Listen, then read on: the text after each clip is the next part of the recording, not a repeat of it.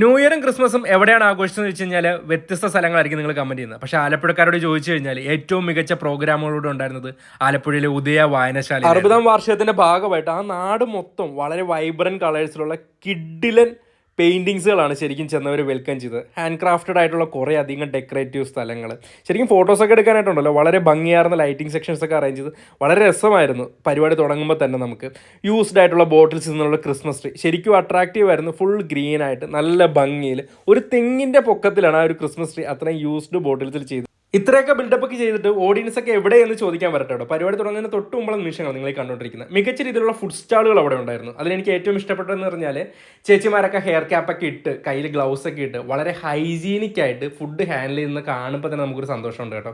കാര്യം വ്യത്യസ്തമായ രുചികളുടെ സ്റ്റാളുകൾ അവിടെ ഉണ്ടായിരുന്നു. വന്നവർക്കെല്ലാം ട്രൈ ചെയ്യാനായിട്ട് മിതമായ നിരക്കിലായിരുന്നു. ഫോട്ടോ എടുക്കൽ കാര്യങ്ങളൊക്കെ വളരെ ഉഷാറായിട്ട് നടക്കുന്നുണ്ടായിരുന്നു. പരിപാടി തുടങ്ങുന്നതിന് തൊട്ട് മുമ്പ് തന്നെ ജനസാഗരം